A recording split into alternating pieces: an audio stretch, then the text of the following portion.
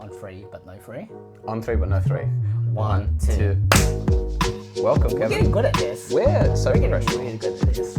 It's nice to be back. It's nice to be back without the pressure of trying to like ruin your Is life. there anyone outside right now? No one is outside. You can go and check if you like. I actually wanted to start with a bit of follow-up after I acknowledge country and say we're on Darug land. Always was, always will be. Really, really lucky to be here again. Really lucky to be invited back into your home. I'm starting to regret it. The bit of follow-up that I wanted to do is there is a way, a stupid way, I almost gave away the surprise when we recorded the last kind of bonus episode. And the way I almost gave it away is I almost didn't ask you for your address.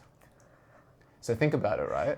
I'd never been here to this place before I came to your old place. So I knew how or where you live because I was told, and not by you, by someone who I was getting their help to surprise you here in your apartment. Yeah. So I almost drove here to do our recording and never asked your address. Oh. So how did I know where you live? Oh. And like that's how I almost gave it away. So when I texted you beforehand, I'm like, by the way, where do you live? I obviously knew what your address was, and that's how I almost ruined the whole surprise. But even though you had you still went to the wrong. Did you go to the wrong place on purpose? No. I wanted to lie and be like, oh no, but no, it's just I don't trust Apple Maps. Yeah. But I almost gave it away that way, so that's my bit of follow-up from the surprise last time. Oh, well, it's good to know. The machinations of a birthday surprise. The deep machinations. The weeks of work almost ruined. That's a title of a poem, The Machinations of a Birthday Surprise. Listen, if you want to write it, that's my next birthday gift to you. You're welcome to it. One of the things that I interrupted is in our notes, you said that you wanted to do... So wait, is this... I feel like we're not addressing... You're at a loss for words. Yes, okay. We're not addressing what really happened. Like, is this episode 3? Like, what is that whole... This is episode 3. Yeah. The last episode of Badgered that everyone watched is a bonus little extra. Yeah. Take it as them sharing in the gift of surprising you for your birthday. Yeah. They were all, by extension, invited to your birthday party, and I'm really glad that they came along. Thanks for coming, everyone. But now we're back, and this is officially episode 3 of Badgered. I'm just going to write a note to myself to remind for our last segment. But yeah, so we're pretty much continuing on from where we left off last week. So one of the things I wanted to do before we jumped into kind of what you had planned for this week ties in not to our last episode, which would have been the birthday surprise, but the episode before that, which was the languages episode. So this kind of ties in. So recently, it was Lunar New Year. It was Lunar New Year last week. Can't remember what day. And then one of the things I had to go do was purchase a lunar calendar.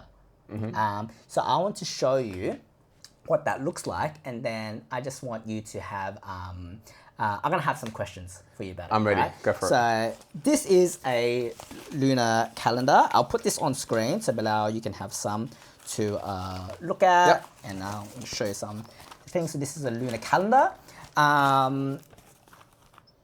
So maybe I'll go through the kind of obvious stuff. And then I have some questions for you about it, right? Okay. So it's a 2-in-1. It's how it's sold. So not only is it a lunar calendar, but it's also a traditional calendar. Okay. So we have our traditional calendar, our standard Gregorian calendar at the top. So this is, New Year's Day. And then on the side, this is the white man's calendar up here. The white man's calendar, yes. And then off to the side here is the lunar calendar. That pretty much. And so then we have some other bits of information here. And it's weird that it's one of those things where kind of growing up, this is something like I always saw when I go out to restaurants or something. But I never took the time to try to figure out what exactly is all of this extra bits of information. So I looked it up. I don't know how accurate my researching is, but it was quite interesting. So I want you to tell me what you think, what other bits of information is this lunar calendar trying to portray? I feel like in the same way as when you were trying to teach me some South Vietnamese phrases, this is just you putting me on the spot to show how uncultured I am. Not at all. This is my first impressions of looking at this. Exactly. And also, full disclosure, I had prepared this last week, right? Yeah. So the information was fresh in my mind last week. I don't know if the information is still in my head. So Just another way I screwed you over Yeah, with that exactly. birthday surprise. Okay. Well, my first impression is that it doesn't coincide. The Gregorian calendar. This says January 1st, but then there's the number 2 here. Yeah. So we already both know that we have the Gregorian calendar and the lunar calendar. yeah, but just that the numbers are distinct. And like my thought is, it's kind of similar to the way we as Muslims count the calendar, which is we follow the lunar calendar. Outside of that, I mean, like the next immediate thing that I notice is that there is an animal, a different animal on every page. And it's interesting because like I know from the lunar calendar that like this is the year of the snake. Last year was the year of the dragon. But for some reason here, in a way that I can't understand, it's a different animal every day. So we've got horse, goat, monkey, rat, which I think is what is used in the years as well. So I'm unsure why it's like on there. And if the question is what else is trying to be communicated, like here it goes New Year's Day, and then there's a whole bunch of different, it almost looks like a text message conversation. Like this person says this thing, this person says this thing. And I'm just like, is this like a truism or a story or a hymn or a prayer about like what to say on that day? Because there's a different one on every day. Like they're not the same. And then there's a phrase down at the bottom which also looks like a prayer. And then some of it has the kind of, I don't know what you call it when it's not using kind of the English language. Yeah, Chinese characters. Yeah, so it's got different characters across it. Yeah. And then there's like big font here and small font here. Yeah. And my last impression is that paper is like so Right. thin. It's something It's so I quite satisfying. like, yeah. Yeah. So it's like quite uesba. Yeah, is there like a more specific question you want me to try to? No, that's. I just wanted your impressions of it. So what I will tell you about with the Chinese characters is it's just repeating information. So all of this is just that, but in Chinese, and that is just this and that in Chinese. So this is Vietnamese, and these are Chinese characters. Yeah. So these are two languages communicating the same thing about Lunar New Year. So what's written here? Yes. So I'm gonna do my best to try to remember what it was that I researched. So with the animals, you're pretty much right that in the same way that each year there's a different kind of Chinese zodiac. Yeah. Apparently it also coincides with the day. So today is the day of the horse. Tomorrow is the day of the rooster. Today is the day of the buffalo or whatever. And and is there any significance to that? Probably. I don't know. Yeah. Next, we move into this middle section here, which I thought was super interesting. The main bits of information that I got from it is that I guess on particular days, there are specific deities or gods that are like good for that particular day. Yeah. And there are particular god deities that are bad for that day. But the thing that I found most interesting is these two sections here. This one doesn't have it because I think it's New Year's Day. Is that what this day is good for, like what you should do on this day. Oh, brilliant. So for example, like this is a good, so the most common one that people use for is like to review what would be a good day for a wedding. Oh, I love that. What day would be a good day for a business deal? Yeah. What would be a good day to do an exam? And there are particular days, particular New Year's days, where it's don't do anything today. Just chill. Yeah. Right? Just chill. Is there, you might not know the answer to this, but are there days where it's like, don't do this on this day? Yeah, so it's both. So it's not just it's recommended to do this on this day. As I understand it, this means on this day you should do this, and on this day you shouldn't do this. Oh, so there's a do and don't for every single both day. Yeah. And this one is like don't do anything at all for New Year's Day. And there are other days as well that are like this. And then the last bit is you pretty much it's like a quote basically. But the weird thing is some of this is like quite poetic. Yeah. And some of them are just like misogynistic. Oh, so like, because I was interested, like you could have given me 1,000 guesses, I wouldn't have gotten misogyny. So this, because I was curious, because New Year's Day, what is the quote for New Year's Day, right? Inspiring, something about motivation. Yep. This one is a man with a big mouth is wealthy. A woman with a big mouth ruins the home. Oh no. That's no, right? Oh no. But then you go to something like the leaves of a pandan persists through the day or something like that. So just a little it's like it was really. Are they quotes from like famous people said this, or are these just kind of old sayings? Actually, I don't know because when I searched it up, like I use Google Translate to Yeah. get translate, but like see how normally then you also get like maybe sometimes you also get search results and it hits something like I don't know, maybe it's just like some dude in a factory is like, yeah, today's gonna be. He has an argument with Yeah, his yeah, wife, exactly. and he's like, "I'm gonna vent a little bit through this." It makes sense because like a lot of spirituality, a lot of religion is looking for guidance, and what more guidance could you ask for than tell me how to live this specific day, rather than being lost in the kind of minutiae of making those decisions every single day. You just have that little bit of thought taken away, Exactly. and you feel like a sense of security. It's actually really sweet, aside from the misogyny, which is very difficult to set aside, pretty much impossible. But yeah, I kind of like the spirit behind it. Yeah. So I hope you enjoyed that show and tell. I did. For everyone else, I'll have some of these on the screen if you want to review them along with us. So aside from follow-up, our intention today in this episode is to talk about projects that we're working on as artists. Yes. So we're very commonly known, I think, from the people in our life, at least directly, as writers and performers. But recently, and we mentioned this in earlier episodes, we've gotten into other forms of art. And for me, it's illustration. And for you, it's 3D printing. And if you're watching the video version of this podcast, your 3D printer is behind me. Yes. And we're going to do a little bit of a show and tell today. But I thought this would be interesting because I think there's a lot that we lose out on as writers because we've been writing for so long. We forget what it's like to be a beginner in something. So the thing I'm trying to do with this episode is to introduce people to a new hobby of ours, a new interest of ours, and to talk through the difficulty of it. So what if we somehow magically could start writing again for the first time now? What would that process of learning a new art form look like? Yeah. And we can do that with a different art form. And hopefully anyone who wants to get involved in trying to do the things that we're doing now, they can learn a little bit from our foibles and failures and have a little bit smoother of a time than we've had. And celebrate some of our wins with people as well. Yeah. Sound good? Cool. Before we jump into that, I want to stick with the Waffle Wednesday just to catch up. But we're going to do it really quickly. Yeah. Because the intention is to do just a 2-minute, here's what's been happening. And I have a question to direct you when you do yours, so you have a bit of time to think about it. When we were trying to organize the time for this recording, you were like, and actually the posting of the recent birthday surprise episode, which should be up by the time people are listening to this, you're like, I suddenly got really busy. And that's all I know about what's been happening for you for the last however long it's been since I saw you. And I don't know why or how. So I would love to hear about that. And while you're thinking, I'll do my Waffle Wednesday.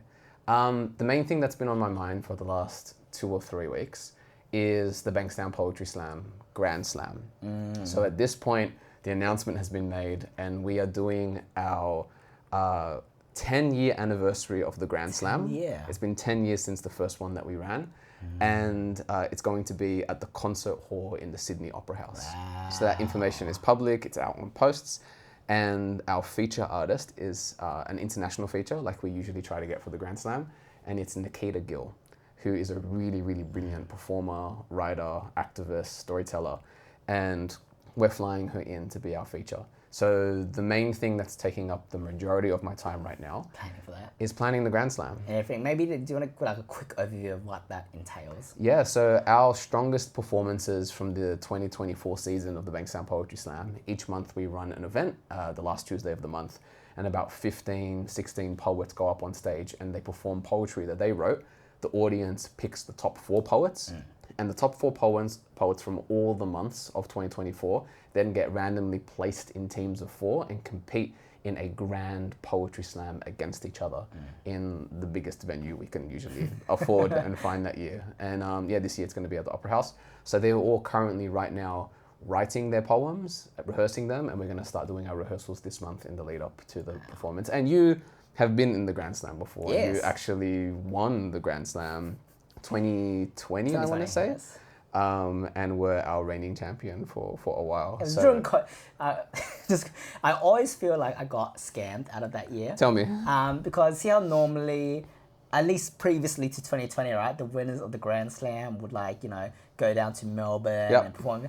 2020 was the year of COVID, so we never got to do any of the cool things that That's true, past winners did. Did you win money though? I did get money, so like So you I can't was- complain too yeah, much. no. I'm Yeah. super happy about that. You actually have, and I watched this recently, you have a really cool behind the scenes vlog that you made Yeah. of your experience at the Grand Slam. So I'm Yeah. going to add it to our notes to remember to put in, but it'll be in the show notes for people to check out the link to that video if you feel comfortable with it, because I think it's pretty great. I think that was like also like one of my like video project wise. That's probably like one of the biggest I'd had done, or at least biggest. I don't know if biggest is the right word, but one that kind of felt the most important to me to kind of get right. Because I think it was maybe one of the first times as well where I was actually like talking to other people as opposed to me just kind of doing my own thing. Yeah. Because like throughout that day, I was like, you know, talking to my teammates, talking to other people. Yeah, interviewing organizers. It was really fascinating for me to see the way that you are obviously kind of learning parts of that filmmaking craft in that and how it carried through to recent projects that you've made. So it's nice to see kind of an old and new thing that you've made. I think that's only on my Instagram as of right now, but maybe it's something we can upload to the channel. Yeah, I'll leave a note so that we remember to do it. All right, that's my Waffle Wednesday. That's what I've been doing. Yeah. Why are you so busy? It was just a range of things, and there's definitely one thing I know what I want to talk about. There was supposed to be another thing that I can't remember, but maybe it will come to me. So, airports are unnatural. Yeah, I agree. I'm in. Screw airports. Screw airports. So I had to drop off my mum at the airport for the first, and it's my first time driving to the airport. To Sydney. Oh, I hate Sydney Airport so much. And it was only to the domestic terminal, but even then, it's not right. It is unnatural the way that man has tried to like force the natural world to be this weird monstrosity of a creation. Because as I'm driving, right, once you hit the tunnels, the tunnels it's like GPS is gone, right? Yeah. And that freaked me out. It's like, okay, I have to rely on science. Yeah. Like a from the universe. Yeah. Yeah. just from the universe. But I was just. You got to refer to your calendar. Today is not a day to drive to the airport. There should be. Oh, that should be like before an activity. Like we should create our own calendar. Yeah, today's a good day to do this. Yeah. Don't do this. We should look at it statistically. Like how many plane crashes happen on this day, so don't go on the plane. That is not a good thing. Have you not heard recently? No. Just the amount of plane crashes in the past that's week terrifying. in like America. So maybe the calendar just says don't go on the plane ever. Yeah, ever, yeah. Okay. But as I was going to the driving to the airport, it was like luckily it was like somewhat of a quick trip. But even then, for the entire time, I was just freaked out. It's like, do we turn here? Do we turn? Just like white knuckled on the wheel. Right. And then like once you hit the airport or like the airport area, it's like okay. Go here if you want to go international. Go here if you want to go domestic. If you're here domestic, do you want to go parking? Do you want to go Qantas? Do you want to go jet? But like, brother, it's just airports, unnatural. I think the thing I struggle with it the most, like you're saying, is that if you miss one lane turn, you're that's like screwed, another right? that's like another 10 minutes. See, but the thing is, if let's say you missed a turn, I wouldn't know what to do. Yeah. Because like your GPS as well won't direct you because it thinks you're in the right lane because they're all so small together. Yeah. But the thing I'll ask is, do you think that it's just because Sydney Airport is the worst or all airports like that? I feel like all airports are like that, right? Yeah. Like, The unbending nature. And the unyielding nature of the twists and turns of concrete and steel. You survived though. Yeah, but Did your mum miss a flight? No, it was my mum's first time traveling interstate, so we got there like 2 hours early. Oh yeah, I mean, you feel like you have to. Yeah. Do we usually go really early or really late? I think it's really early, right? I think that's a stereotype, for right? Asian ethnics, it's definitely going there. I mean, like, I don't know about Arabs. Bro, we're Muslim and we have to go in the airport. We go like 5 hours early. I mean, we put a big smile on our face. Those extra checks. Yeah, you know, those random checks. We smiled all the way through. Very random checks, right? All right, but that's only one thing that's been keeping you busy. I think that's more than enough. If I one trip to the airport ruins your whole week, huh? Yeah. And also, I've been like, I don't know what it is, but my memory has been like fading recently. I've noticed it a little bit when we're doing this show, and I find it more comical than anything. I don't think it's a problem for us. No, this one's concerning, all right? So the other night, right, as you can see, you and I talked about this, how I'm kind of preparing to kind of transplant my old computer to my new computer case. So I've been kind of cleaning up my desk, right? So the other night, I was figuring out how to make my keyboard wireless. Right? And I managed to fix that out. I had to go out and do something, and then I came back in the room. I was like, where did I put my keyboard? That's so weird. I spent 40 minutes searching for my keyboard, and do you know where it was? On your bed? It was on the table. Wait, what? It never left. But I could have sworn I looked when I was looking. That's bad. I was like looking at the table, and it wasn't there. I look away, I turn back, and then the keyboard was there. Today is not a good day to use your keyboard. I have a theory about why your memory's been so bad. I think it's because you're unemployed. I really do. I think that's part of it, right? Yeah. Because you don't really have to remember anything. Yeah. And actually, except for like uni stuff. Yeah. And I thought, and I mean, even then, I finished my last assignment. Congratulations. Thank you. I thought I was having today when I was preparing for you to come over was that how much I appreciate having something to do. As in, like, you're welcome. Like having some structure. Yeah. It's like, because I even though, you know, how much we talk about how much we hate work and all that kind of stuff, there is a nice thing about a little bit of pressure sometimes that kind of keeps you moving and keeps you kind of going and stuff. Yeah, I think that there's like, in the same way you can have momentum towards productivity, you can have momentum away from it. So the longer you spend not being held accountable for the creation and sharing of things, the harder it is to build that momentum to create and share something again. And you're right, like you can just fall into a rut of like, all I have to do is eat and sleep today. Which is great, but like... It's great, but like, I think humans are meant to move, at least sometimes. So I'm glad that I could be a little bit of movement for you in your week. Speaking of movement, speaking of creation, you've been 3D printing. Yes. You have a 3D printer. I feel like the way you kind of dropped this bombshell on me was like an Instagram DM, and you were like a picture of something that you made. I think it was a video, right, of the machine going? Yeah. And I'm like, what am I looking at? So talk to me a little bit about, well, the thing I actually wanted to start with, so we start tangibly, is what was the last thing you made with your 3D printing? And then we can probably work our way backwards for how you've been teaching yourself and advice you have for beginners. So I think the last thing I made would have been this little thing here. Show us. And again, video version of the podcast is up on our YouTube channel. If you're listening to this, you can go to YouTube. It's Badgered Podcast. Yeah. And you can watch the video. Yeah. So I'll talk about the process in a bit, but I'll talk about what it is that I actually done here. So before, normally with like video lights and stuff, particularly if you're going budget, they're not the best.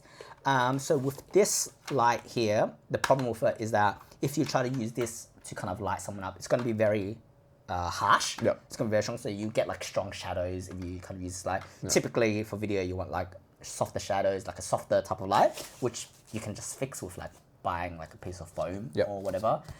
So previously what I did was pretty much double-sided tape, and stuck it on. And this is before you had a 3D printer. This is before I had a 3D, and this was like this for like maybe 5 years or whatever. So then when I made this, hopefully that's on. Oh, it clicks on top of the light. I mean, it's friction fitted. Yeah. Now you got a little. Oh, that's brilliant. So we can talk through. I brought in some other stuff as well. I don't know how you wanted to kind of approach this. I think the show and tell will come naturally as we teach ourselves, as we're talking about how we taught ourselves things and the failures and kind of successes we've had. I do have a question about this though. Yes. Tangibly, aside from the way that this looks, does this have any difference to you putting the double-sided tape on? Difference? I think the only difference is that it is less of a hassle.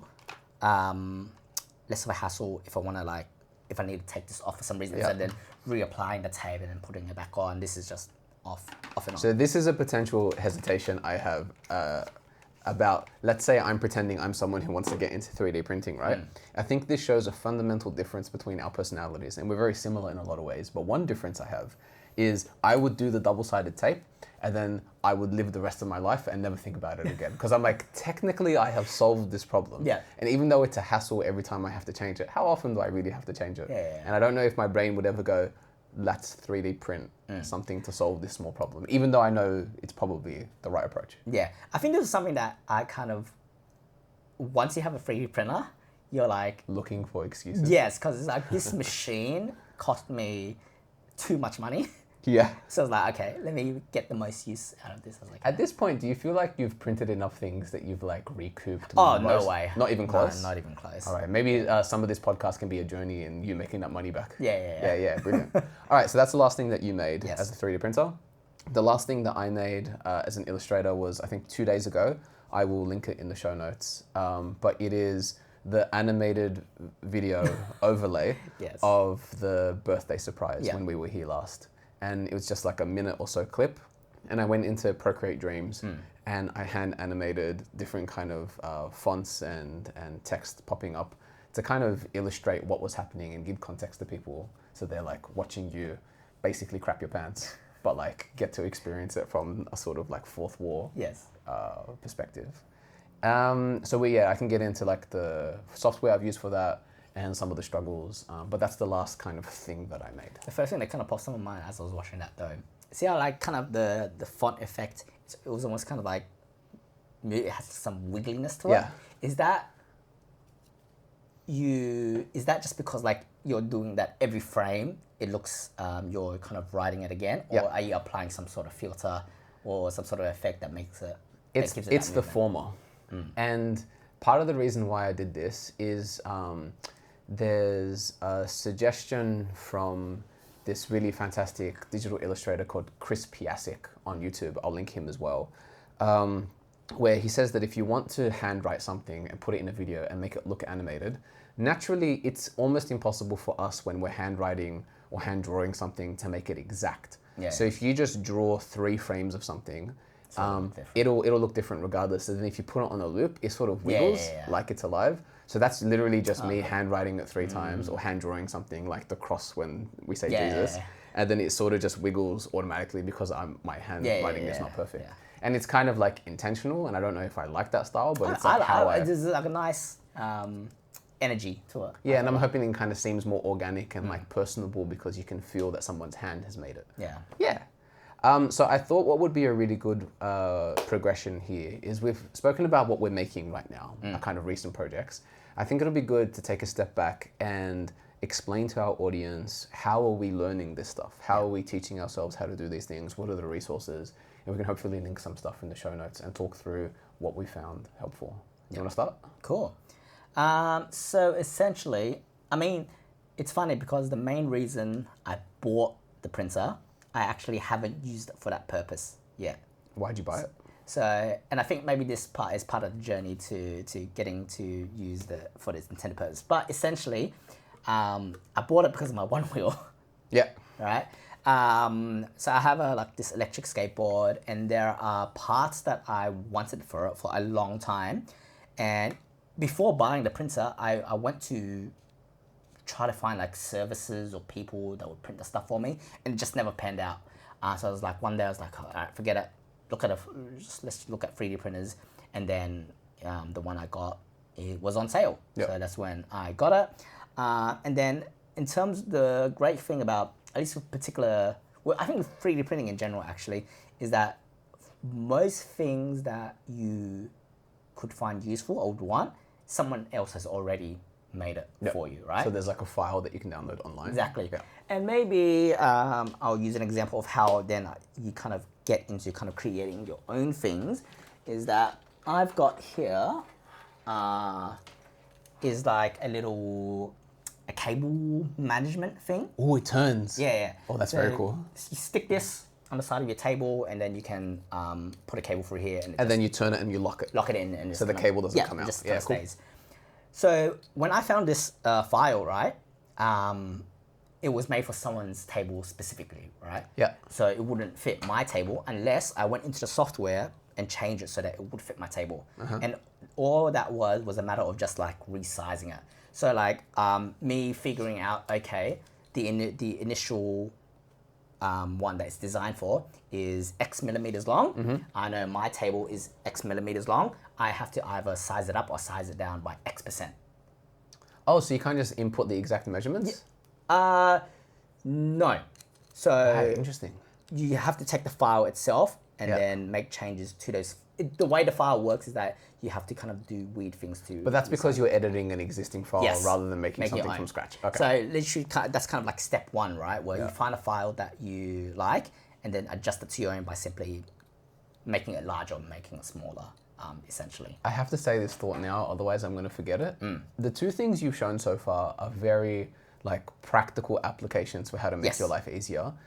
Have you like, again, probably a difference between our personalities, why don't you just like make Warhammer miniatures or something? I could. And they're so silly. There's some like really cool robot. Yeah. that I really Like want. how have you not printed a transformer? I think because if I wanted to do it, right, like with colors and stuff, as opposed to it just being a single color, maybe. Yeah. But then we get into like cost of filament, and then also the time it takes for the machine to You could change also things in paint and out. them afterwards, though. You You could. could use acrylic paints. I don't ever have the time for that or the patience to paint. We should collaborate. I'm technically an artist. Yeah, You should yeah, print yeah. something, Yeah, and I then you should can paint it? I should paint Oh, it. I'm so that could into work, that. yeah. Yeah. Do I still turn around? Do I still have white filament in there? Yeah, it looks like it. That could work. All right. Like that. So yes, that's kind of step one, right? Yep. So then after, and this was pretty much for me to kind of get used to the software, I guess, the printing software and stuff. So then I guess the step above this is then, okay, finding applications in my own house and how to kind of make my own thing. What's the thing that you wanted to make for your one wheel? There are quite a few things, actually. It's just, it's not going to make sense to me explaining. I guess it, the so- reason I asked the question is you said that you didn't go straight in and started making the thing because you didn't have the confidence that you could make it well. Yeah. The reason I bring that up is because there's this concept, at least in illustration, that I've come across recently, where it's a lot of long-time creators saying, maybe this doesn't apply for 3D printing, but if you're trying to draw something and you're like, oh, I have this project I want to make, this comic book I want to write, or this like painting I want to make, but I don't feel like I'm good enough to make it, I'll do other things before I make that thing. The advice that long-time experts usually give is just make the thing you want and make it badly. And then in the process of like small failures, while you do that, you'll learn how to do it right, and then you'll make it better the next time. Yeah. Rather than holding out until you have the perceived skill you feel like you need to make the thing. Yeah, that makes sense. I think the failures, I'm already making failures, right? But these are small failures, such as, Bro, what am I These- looking at? so these are my failures. Okay. Kevin, this is your life. In the, What in the world? You're trying to make in the pursuit a of wedding making ring things, and right? propose to me. In the pursuit of making things, you will make a lot of mistakes and you will waste a lot of material. Oh, okay. So these are the ways. So I think I'm already doing that. I guess the way I think about it is that by doing this now, I try to minimize any trouble I might get into when I start doing bigger things. Yeah. So everything that's here is kind of like the process of making things, I guess. And as you can see here, it involves a lot of like iteration, kind of going back and forth, measuring, testing, printing, before you get to the right thing. So for example, like with this particular item here, before I printed the whole thing, right, I want to make sure if I print the whole thing, it's actually going to fit, right? Yeah. So then I print like a version where it's like 10% of the actual thing, and then to see if it fits or not. If it fits, like this one here was too big. Yeah. So then, okay, going back, making it shorter, and then kind of going back and forth. So you're kind of printing the scaffold of the thing before you waste all the filament. It's Yeah. kind of like when you do like woodwork. If you ever did woodwork or metalwork at school, and then you kind of do a test of a project before you take the time to make the whole project. Yeah, essentially. It's almost like in illustration, there's this concept of thumbnailing, where before you create a whole artwork, you just do something that's literally the size of a thumbnail, and then you just draw out the composition. Like, would it look cool if the dragon is on this side of the comic book panel versus on this side? And rather than having to draw a whole detailed dragon, you just lay it out to see if it looks good, if it works, before you take the time and energy Yeah. and essentially money to spend the time making the larger piece. Cool. Then yeah, I think in that the nature of our two kind of creative pursuits are different. So they're like, just go make the thing for you. One wheel doesn't work because you're learning this whole new system, essentially, rather than like, you know, a human technically knows how to draw a circle. It's just about how to draw the right circle. Pretty much. Okay, thank you for sharing that. So you're one of the resources you're using is that you'll go online and you'll find files other people have created. Yep. Are there any like tutorial videos or how else are you learning things? For when I'm creating things myself, like this bracket here, or I made a simple pipe for my hot water tank that the pipe didn't reach long enough. Or, I mean, if I'm allowed to show this Yeah. off, a gift that you made for me, which Yeah. is hopefully on screen right now. It's me. Yeah. It's a mini me. So luckily, you know, this isn't something that I had to, you know, design myself. Yeah. Like the great thing about this as well, like there's tons of people out there that's kind of created cool things. So with that, for example, it was me pretty much just uploading a photo of you Oh, brilliant. and then just made it. But for designing my own stuff, yeah, there are some like, the thing is like, instead of like watching a course, right? Yeah. I do that thing that you talked about before where I'm trying to figuring out myself. then when I realize, oh, there's something I don't know how to do, then that's when I'll search how to do that particular thing. So maybe Yep. in the show notes, I can't remember exactly on the top of my head what I was watching, but But it's not like following a course and finishing a course. It's like I'm encountering one problem, help me solve this one yeah. problem. I mean, I did watch like a series like for like extremely basic overview of what do these tools do or whatever. But yeah, for the most part, it's like when I need to figure out a particular task, then. All right, so there should be a couple of resources at least in the show notes for people to check out.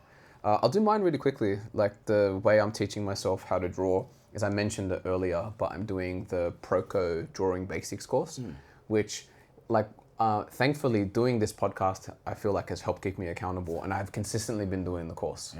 So just in case like it comes up in our episode recordings. So I've been working my way through this introductory course, and I can show some of the stuff that I'm working on. But yeah, primarily the way I'm teaching myself is that.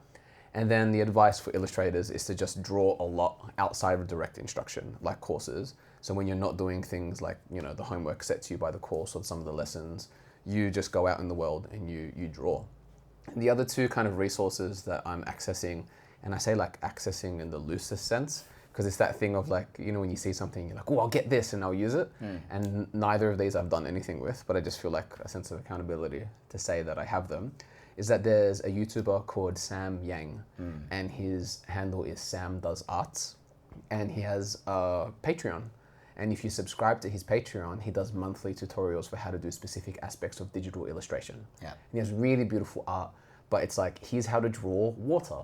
Here's how to draw lighting on portraits. Here's how to draw hair. So I subscribe to his Patreon. I have now for a couple of years, and every month he releases a new tutorial video, and then he sends like a link on Gumroad that you can download it later. So I have all these resources, and I've never watched a single one of those videos. Oh, no. But I know I'm like, oh, the next time I want to draw hair, I can just go in and do this. But for some reason, I just haven't done that. And the other one is a book everyone recommends, it feels like, online, is Drawing on the Right Side of the Brain. So I recently went to the library and I borrowed that book, and it's been sitting on my table and I haven't even opened it. But those are like my two extra things that hopefully I kind of want to look at. Well, I think this keeps you accountable. Yeah, so next time if you ask about it, I'm like, I read the introduction at least. But of those, obviously, the Proco course I found kind of most helpful. And I might show it later, because one of the things we want to do is we want to show what's the worst thing that we've made with our hobby, and then the best thing. And I think one of the best things I've made is in a recent Proco project that I'd like to show off to you. But we can get to that in a little bit. Yeah. Before then, what do you feel like is the hardest thing about 3D printing? And what's the kind of easiest thing, the thing that surprises you and you're like, actually, this is something that's encouraging and a reason why I think people should try this, because it's an easy part of it? I think the hardest part is if you are wanting to design something custom, like starting from scratch, just getting your head around like geometry and like trying to like figure out how do I build, because you're essentially, when you're working off of a computer screen, right, you were trying to build a 3D object on a 2D thing. So then you got this weird thing of moving the object around, trying to figure out, and like working in you're working in millimeters and like hundreds of millimeters, and even then, like if you're off by like a tenth, you know, it will screw your entire thing. So that's why you're constantly kind of going back and forth, back and forth. Are you telling me we have to use math in the real world? Right? It's Disgusting. terrible. I know. Yeah, I don't accept. Our teachers were right after all. You take that back. And the easiest thing, I think, kind of going to before, where if you're not as interested in building your own custom things, but like you're more so curious about like kind of just what's out there, it's literally just like 2 buttons and you have it, which is kind of insane when you think about As it. in like accessible files, you Yeah. just take it. Yeah, and just you one hit file. print. Yeah, just Wow. Okay, so like the barrier to entry is so low. in terms of if you want to actually, like if you just literally want to start printing, there's like so low, Brilliant. All right. except for the price of the printer. Look for sales. Look for sales. Mine, really quickly, I was almost going to say the hardest thing is similar to what you described with the 3-dimensional space. It's not, but I will touch on it and say that one of the hardest things I found to wrap my head around when I first started illustrating is perspective and how to draw things in perspective. Even as simple as like a box, like you can draw a square, but then if it's like a box that is a 3D object, how do you sort of draw the lines and get them to line up? So that's difficult. But I think instead, my hardest thing relates to the easiest thing, the thing that I think is encouraging for people, which is I reckon if anyone wants to get into drawing, they should be encouraged by the fact that you are allowed to use references if you want to learn how to draw a thing. Everyone wants to sit down with a sketchbook and not like, and then suddenly just come up with amazing images. But the most, legitimate artists right now creating work, lots of them start with and continue to use references. So if they want to draw a thing, how do I draw a dragon? They look up pictures of other people who have drawn dragons. Yeah. They can innovate on it and then change it, but we all share in the same mental library. So an easy thing is to use references to draw the things that you want to draw, and to get over that thing of like, I'm not a real artist if I have to like copy something. Just acknowledge your references. But then that is also the hardest thing, is to draw without looking at something for reference. But depending on how good you are at visualizing a thing, doesn't really matter. If you've never drawn a dog before, even if you've seen 1,000 dogs, a million dogs, if I'm like right now without looking at one, draw it, you'll be surprised how bad you are at it and how poor your memory is unless you've practiced it. So right now, that's the thing I'm struggling with the most, which is like how to draw something from imagination. And there's courses that help, but yeah, man, it's like discouraging because it's the thing that we get into drawing for. I'm a storyteller. I want to like write a comic book. But I'm like, I don't know, how do you draw a dragon? It's like horns on it, I guess. It's like a snake, but not. Yeah, so it's discouraging. This is very on the spot, all right? Yeah. But since just on the topic of drawing a dog from scratch, since we both got our iPads, should we give ourselves 30 seconds and see Let's do it. the best dog we can draw? Absolutely. On three? On three. And then in 3, 2, 1, go. We give yourself 1 minute. What does a dog look like? Bro, I've got no idea. Where's the... Oh, this looks like a bat. How long are we giving ourselves? 1 minute. Oh my gosh.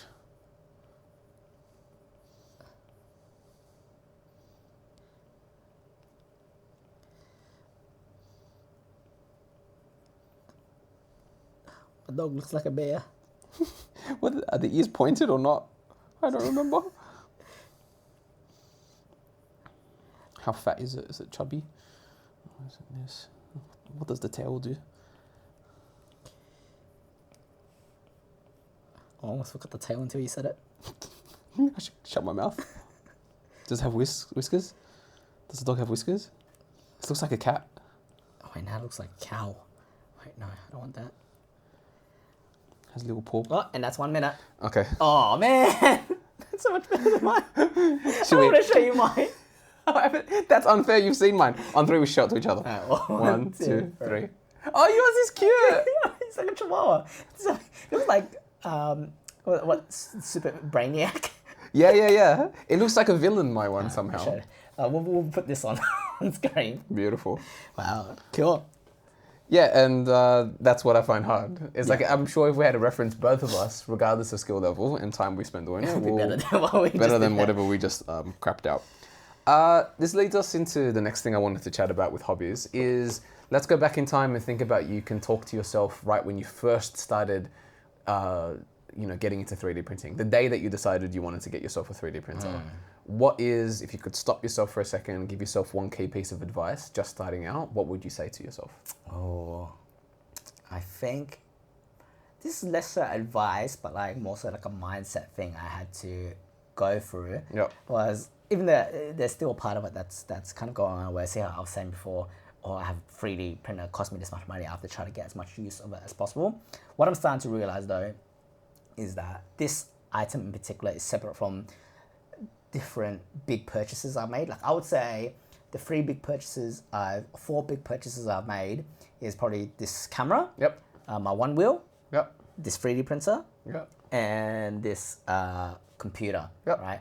And some of these things I use every single day. Well, most of these things I use every single day, right? So it's been weird having a big item purchase that I don't use every single day. So, but what I had to try to do is change my mindset of this isn't a toy that I'm using every single day. It's a tool, right? So there are a lot of tools that I've got, right, that I don't use every single day, but when I need it, it's super useful. Like the first thing that comes to mind is the Dremel, right? That thing has like saved my butt so many times in terms of like weird projects that I had to do. Yeah. But I don't use it every single day. Yeah. So I'm trying to get myself into the mindset, or maybe one thing I'll say is like, don't expect to use this every single day, and view it as a tool to achieve the things that you want to do, as opposed to a toy that you're playing with. And that you're not necessarily failing at this hobby or If this you're not- interest yeah. if you're not using it constantly. Yeah. Right, so it's a tool, not necessarily a toy, although sometimes it can be a toy as Yeah. well. Yeah. Yeah. I think that's good advice. Mine's a mindset one as well. I think my advice to myself from like 3 years ago when I first started, and to anyone else getting interested in illustration, is stop wasting time trying to ask yourself and others whether or not drawing is something someone is naturally good at or you can get better at it. You will see later in this episode, I will show you the first drawing I ever did, which is just garbage, but anyone can learn to draw. So my advice is stop taking the time to be like, oh, is it worth investing time into this? And like, am I just someone who's not naturally talented and I'm going to spend years doing this, but it was for nothing? It's like, a hobby should be something that you enjoy. Do it if you want to do it. Don't do it with the expectation to become a master and make money off it. But also stop talking yourself out of it by saying, maybe I'll never be good at it. Every single person can learn how to do it better. And it's especially interesting for me because I'm someone who teaches creative writing. And I say this to people all the time, where they'll be like, I'm not creative. And I will, before I ever started drawing, I used to say, creativity is something that you can practice. You can get better at it. And then I wanted to teach myself drawing, and I'm like, oh, well, I'll just never get good at it. I'm like, but I literally just said, you can become more creative. You can learn to write in the same way you can learn to draw well. So one of the small pieces of advice that the Proco Drawing Basics course starts off with is Stan, the instructor, says, if you have the hand-eye coordination to write the alphabet by hand, you can learn to draw. That's all you need to be able to do. If you have that skill, then you can, with instruction, learn to draw anything. And that's been really encouraging. So that's what I would go back and say to myself. Nice. Look, people come to the Badgered podcast for inspiration. Maybe. Did I? No, I think they come to watch us torture ourselves. Yeah. Speaking of torture, I feel like the next thing I wanted to jump into is, what's the worst thing you've ever made with your 3D printer? And then what do you count as like your biggest success? And if you like, I can start with this with my own. Yeah. You want me to do that while you think? All right. I will start with what I think is the worst thing I've ever made, which is one of the earliest things that I made. And I kind of got really into drawing around the time that I also bought this iPad. Although since then I've probably done lots of traditional drawing just to get better at it. But this iPad was a big reason why I kept coming back to drawing, is that sunken cost thing. I'm like, I didn't want to spend money on this and not use it. So one of the first things I did when I got the iPad is I bought Procreate, which is a drawing application. And I got a reference image of Hugh Jackman as Wolverine in Logan, because it's a movie that I really enjoyed when it came out. And there's like a specific shot of him. I think I remember this drawing. Yeah, so I'm like, oh, this is really cool. It's cool lighting. There's a lot of emotion to it. This is the kind of thing I want to make. I want to be able to draw portraits. So I went in. You can see it's the first actual image that I made that isn't a trace of something else, just practicing using the application. And I've lost the reference image since then. I'll see if I can find it again, but it's not the point. The point is I'm going to show you my first attempt at drawing a portrait. And I had never drawn before. I was never the kid that kind of drew. And this was my best attempt at trying to recreate someone's face. So he looks like some kind of elongated, melted wolfman. Yeah. It's horrendous, right?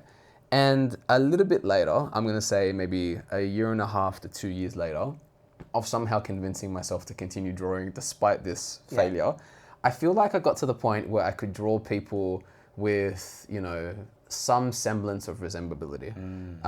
And I then started to sketch a little bit like this. Can you tell who that is?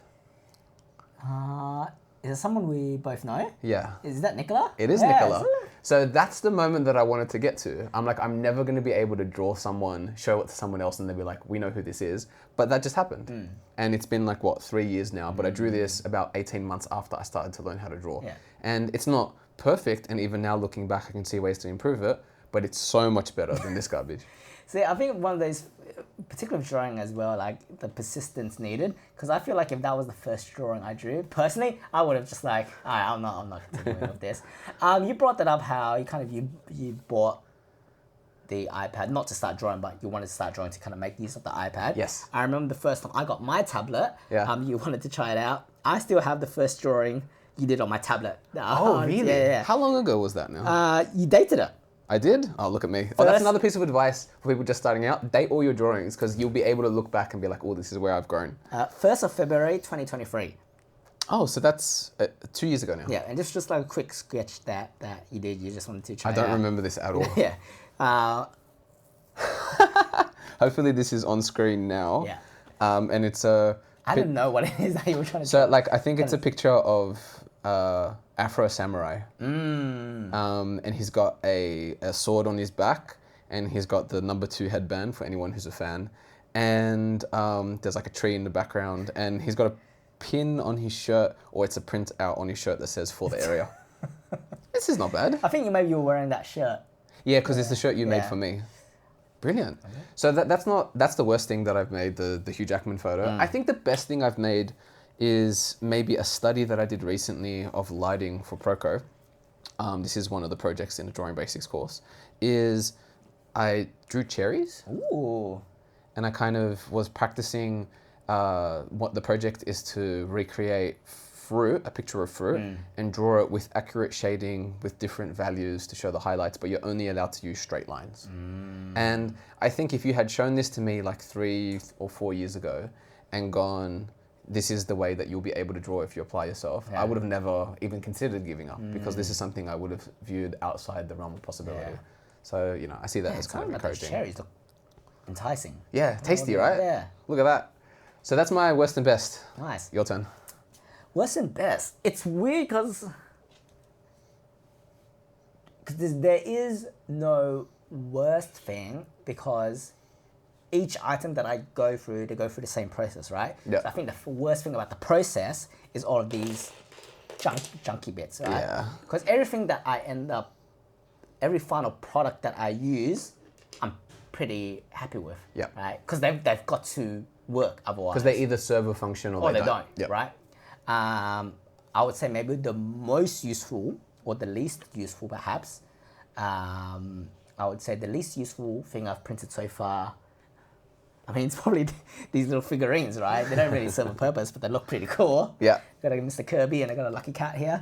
But the most useful thing I've printed, and I think we've chatted about this before, is on my balcony door. There's a weird nail that just kind of juts out near the opening. So I created a piece that kind of slots in the metal frame, and I ain't getting no tetanus today. Yeah. And this is like an early iteration of that, isn't it? Yeah, brilliant. Okay. I had a question actually about these figurines before we end off on our final section in a moment. One of the things that confuses me about 3D printing is that you told me early on that you can't really print something that has much of an overhang. Yes. That if this is the base and something goes off the base, then there's these things called supports that then allow it to get printed off to the side. Yeah. But I have kind of questions about that as to why some parts of a 3D print do have a support when they overhang, and other parts to me look like they hang past the base but don't have a support. So an example I'll give is like right now this portrait of me, this is the base, right? Yeah. This is like the most something is allowed to be, being printed on top of it without having to need a support, which is why the shoulders, when they go off, underneath it, there's these kind of thin brackets that you would snap off later. Yeah. So, but if you look at it like this, like my nose, for example, my big Arab nose, that overhangs from the base, but there's no support that I can see hanging there. But like the chin, for example, did have a support. Yeah. So why is it that sometimes they do and sometimes they don't? My best guess is about like the intensity of which the overhang is at. Yeah. See how this is like just straight out, right? Like this kind of 90-degree kind of cut. Yeah. But there is kind of like, there's an ease to it, right? So if you're gradually kind of going over, I think that's when it's okay. Because it's essentially melted plastic falling on something, right? Yeah, So it yeah. needs to have something that doesn't let it kind of overflow. Exactly. So I think Right. like, by the time it kind of goes all the way there, there's either maybe too much weight or it's not cool enough yet to kind of hold its own weight. But with this, there's still kind of enough support Okay. to kind of do it. Now, part of the reason why I asked this is like before we get into our final segment, which is the project we're currently working on, that's badgering us, is I feel like I really want together to make a miniature and I paint it. But like I want to give us the challenge to see if we can make a miniature that doesn't necessarily have supports. And I think mostly I've been thinking about that because I've been watching some cool videos from an artist YouTuber called Jazza, who 3D models figurines and then prints them out using a 3D printer. And it's just kind of a cool challenge and limitation to be like, what if everything has to be able to sit on top of it? And yeah, I just wanted to say it from now that it'd be cool to be like, what if we do a version of this that's you? And then I try to paint it, but like we try not to have any supports for it. I don't know if that's possible. Maybe we start with supports. Yeah, sure, yeah. And then like kind of learning the process together. Because that's another reason for you to be using your printer. Yeah. Because like the cow that you made, Yes. that had That had a lot of supports. yeah, like that kind of, you were saying you were unhappy with the way that the sort Yeah. of supports make it look a bit jagged underneath. So it's just another way that he could kind of potentially refine it in a way that you said that, let's say the thing that stops the nail from giving you tetanus, that either works or it doesn't. Yeah. It doesn't really matter how it looks. But once you Yeah. move into the sphere of art, Yeah. there's a way to kind of improve. Like this technically works as a bust, but there's a way to improve it. So like I'm curious to kind of work on that with you together. All right, last segment. Yep. This is what's badgering us right now, and I wanted to kind of limit it to these hobbies, these projects that we've been working on to tie the loop on it. Is what's the project you're working on right now that's badgering you with your 3D printer that you kind of like keep coming back to, that you're noodling around with? There is none. Oh, okay. I mean, so Maybe this is an there opportunity to come up with one. There is something I want to work on, but like there is a step that I need to do, Yeah. and I don't want to do that step, and I think that's holding me back. So maybe around the corner, can you grab? There's gonna be a plastic bucket. Yeah, this big one? Yes, that one. Yeah. Oh, black filament? Yeah. So this is for this filament particularly, specifically for my one wheel that I want to use. Okay. If you wanna, do you wanna have like a little squeeze and tell me if you notice anything? It feels like, I don't know how to describe it. It's just like, can you catch this on the microphone? I guess it's like slippery. Yeah, that's how I describe it. This is also softer as well, right? So this is TPU filament. So compared to this stuff is way softer. So Oh yeah, this is like hard plastic. people print like sandals out of this stuff and like Oh, so okay. I want to use some of this material for some parts. I want to for my one wheel, but the thing you got to do with this is you have to make sure it's dry, right? You have to dry the filament before you print with it? Yes. And Oh, so wow. the thing, you can use this as an oven almost Yeah. to kind of dry it out. Yeah. But in turn, it takes hours. You got to make sure there's a whole process of drying it. You gotta incubate it properly. like an egg. Essentially. Yeah. And I don't want to do that. I'm really lazy. So yes, that is what is badgering me. And also, like, I kind of built this container myself. You can see the bodge job. Yeah. Because Did you drill a hole in this? Yeah. Silicon this and Yeah. then put bolts in it? yeah. Why? Because it's so soft, right? Yeah. It won't work in that little machine system that I've got there. So I had to make a new system for it. And technically, you could just leave this outside and print it, but moisture gets in. So that's why I kind of created this as well, to prevent the moisture from getting in. And just the process of finding a bucket Yeah. that would fit, it was a whole, oh God. You know, I want to challenge what you said before about you not currently working on anything, right? I think everything that you just described is part of you starting the process of printing the thing you need for your one wheel. Like you had to make this bucket to be able to have this filament, to later use this filament to print the thing that you need to print. Sure, I guess the timeline of it is just, it's very It's a lot stretched larger. out, yeah. It almost feels like when people describe like having a sourdough starter and how like you have to kind of care for it like it's a child. Yeah. Like that's you with this filament. Like you can't get out of the house too long. You have to come back and look after it and sing songs to it at night so Pretty it doesn't. much. All right. Well, I look forward to an update next time. Well, we'll see about that. All right. Well, we'll finish off on mine. The thing that's badgering me that I keep coming back to when I'm sketching in my own time and not working on my Proco course is I would really like to start doing a 3-panel comic. And part of the reason why I originally got into illustration is that it's another form of communication and storytelling. So I write prose fiction, I write poetry, and I've always really been interested in comic book making, but I've never been able to draw. So if I could draw, what would I create? And I have this idea that I want to create this 3-tile comic book series in the style of like Calvin and Hobbes, if you've ever seen those. And I want to call it Shift.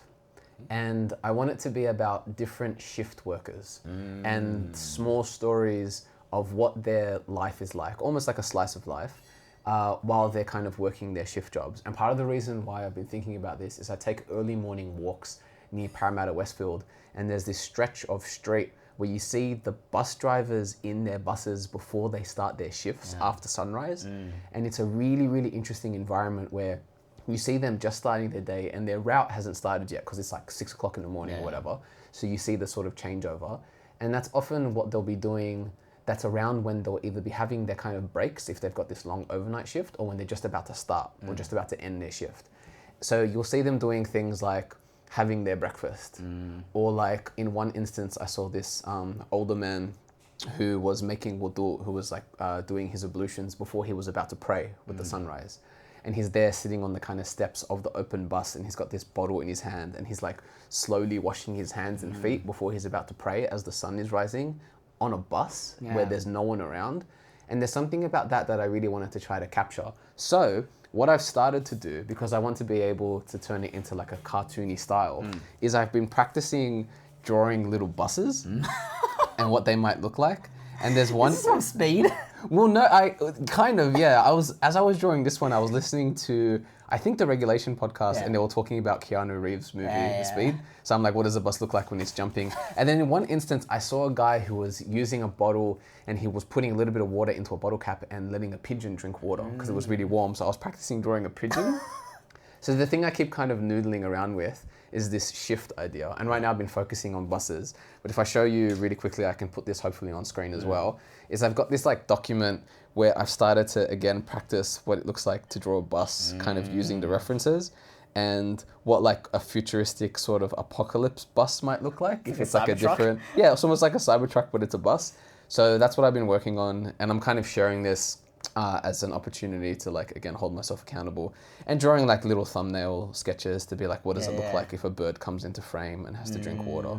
And I'm currently working on that, and it's just not leaving me alone. I just like keep trying to make that. I'm excited for that, actually. Yeah, so I'll hopefully have an update the next time we record. Not an update, you have episode 1 of the comic issue 1. That's a lot of pressure. You know, if you look after your baby Filament, I'll keep working on my comic, and hopefully we have something worthwhile to share. That's all I had. Cool.